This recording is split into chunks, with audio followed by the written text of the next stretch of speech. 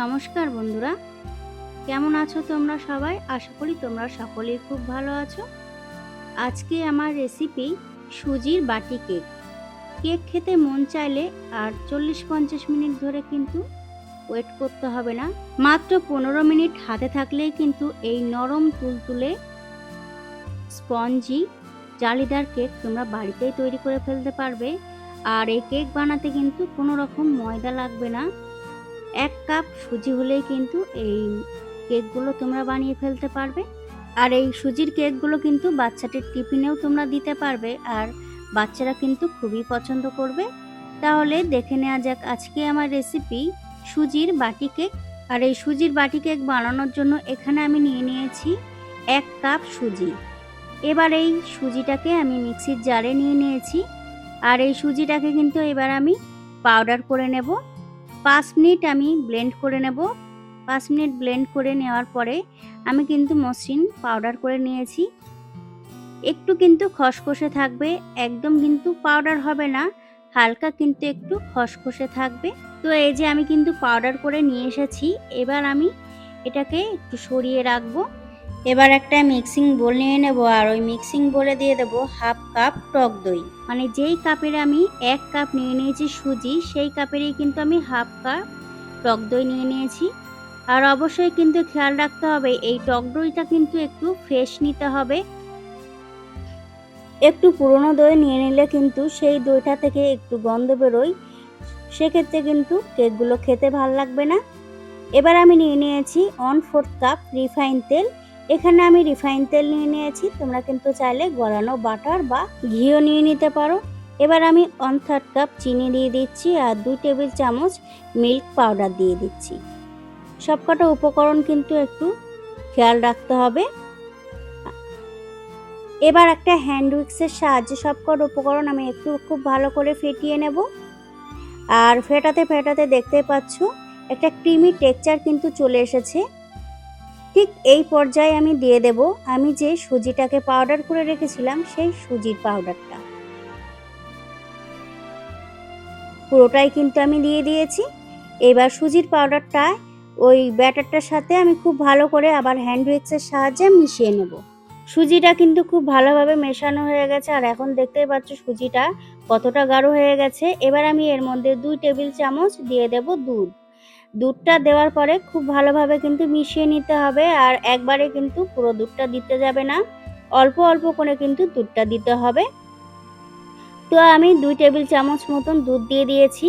এখানে কিন্তু আমি আর দুধ ব্যবহার করব না। এবার আমি আবারও হ্যান্ড উইক্সের সাহায্যে খুব ভালোভাবে মিশিয়ে নেব, আর মিশিয়ে নেওয়ার পরে আমি 15 থেকে 20 মিনিটের জন্য রেখে দেব আমি রেস্টে। আর খেয়াল রাখতে হবে যত কিন্তু রেস্টে রাখবে সুজিটা ফুলবে, আর কেকগুলোও কিন্তু খেতে ভালো লাগবে।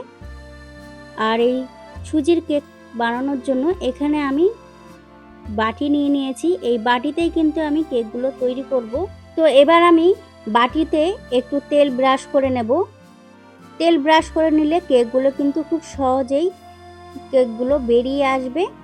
তো একটা ব্রাশ দিয়ে আমি তেল ব্রাশ করে নিচ্ছি। প্রত্যেকটা বাটিতেই কিন্তু আমি তেল ব্রাশ করে নিয়েছি। আর বাটিগুলো রেডি করতে করতে কিন্তু 15 মিনিট হয়ে গেছে। আর 15 মিনিট পরে সুজিটাও কিন্তু খুব ভালোভাবে ফুলে উঠেছে। এবার আমি এর মধ্যে দিয়ে দেব খুব সামান্য নুন,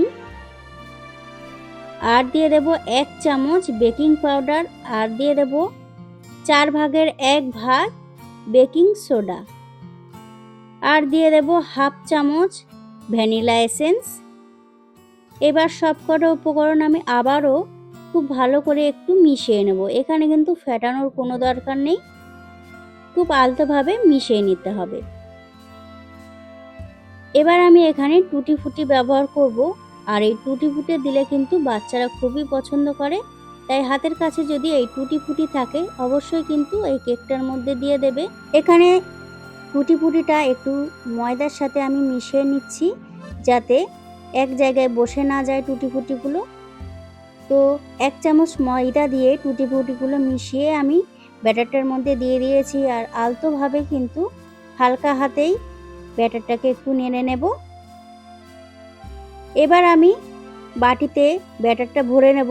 আর এক বাটি কিন্তু ভরে ব্যাটারটা ভরা যাবে না, অর্ধেক করে কিন্তু ভরতে হবে। তো দেখতেই পাচ্ছ আমি কিন্তু হাফ বাটি করে ব্যাটারটাকে নিয়ে নিয়েছি। এইভাবে কিন্তু সবকটা বাটি আমি ভরে নেব। সবকটা বাটিতে কিন্তু আমি ব্যাটারটা ভরে নিয়েছি, দেখতেই পাচ্ছ। এবার আমি উপর থেকে কিছুটা টুটি ফুটি দিয়ে দেব, এতে করে কেকগুলো কিন্তু খুবই দেখতে সুন্দর লাগবে। তো সবকটা বাটিতেই কিন্তু আমি টুটি ফুটি দিয়ে দিয়েছি। আর এই কেকগুলো কিন্তু আমি আজকে বেক করব না, আমি কিন্তু এই কেকগুলোকে স্টিম করব। সেই জন্য একটা কড়াইতে আমি কিছুটা জল দিয়ে স্ট্যান্ড বসিয়ে দিয়েছি, আর থালায় করে 4টে বাটি কিন্তু এখানে বসিয়ে দিয়েছি। আর এই কেকগুলো আমি স্টিম করে নেব 15 মিনিটের জন্য। আর 15 মিনিট পরে আমি তোমাদেরকে দেখিয়ে দিচ্ছি ঢাকনাটা তুলে। তো একটা টুথপিক দিয়ে আমি চেক করে নিচ্ছি, এই টুথপিকে কিন্তু একটুও ব্যাটার লেগে নেই। আর 15 মিনিটের মধ্যেই কিন্তু কেকগুলো খুব সুন্দরভাবে তৈরি হয়ে গেছে। আর এখন কিন্তু কেকগুলো একটু গরম আছে, যতক্ষণ না কেকগুলো ঠান্ডা হচ্ছে আমি কেকগুলোকে এভাবেই রেখে দেব। তো এখন কিন্তু কেকগুলো ঠান্ডা হয়ে গেছে, এবার আমি কেকগুলোকে দেখিয়ে দিচ্ছি। প্রথমে কিন্তু একটুখানি কেকগুলোকে এইভাবে একটু প্রেস করলেই বাটি থেকে খুলে আসবে, আর বাটিটা উপর করে দিলেই কিন্তু কেকটা খুব সহজভাবে বেরিয়ে আসবে। আর এখন দেখতেই পাচ্ছ কেকগুলো কতটা ফ্লাফি আর জালিদার হয়েছে। তো এইভাবে আমি প্রত্যেকটা কেকই বের করে নেব। দেখতেই পাচ্ছ প্রত্যেকটা কেকই কিন্তু জালিদার হয়েছে, আর এই কেকগুলো কিন্তু একদম নরম তুলতুলে সফট হয়েছে। তো বন্ধুরা, এই রেসিপিটা তোমাদের কেমন লেগেছে অবশ্যই কিন্তু আমাকে কমেন্টে জানাতে ভুলবে না। আর এই রেসিপিটা যদি তোমাদের ভালো লেগে থাকে তাহলে কিন্তু একটা লাইক করে দেবে। আর আমার চ্যানেলে নতুন বন্ধু হয়ে থাকলে আমার চ্যানেলটিকে সাবস্ক্রাইব করে নেওয়ার অনুরোধ রইল। এবার একটা কেক আমি ভেঙেও তোমাদেরকে দেখিয়ে দিচ্ছি। ময়দা ছাড়া সুজি দিয়ে যে এত সুন্দর কেক বানানো যায়, না খেলে কিন্তু কেউ বিশ্বাসই করতে পারবে না। আর এই কেকগুলো মুখে দেওয়ার সাথে সাথেই কিন্তু মিশে যাবে। তাহলে বন্ধুরা, আজকের মতন এই পর্যন্ত। দেখা হচ্ছে অন্য কোনো রেসিপি নিয়ে। ততক্ষণে সবাই ভালো থাকবে, সুস্থ থাকবে। নমস্কার।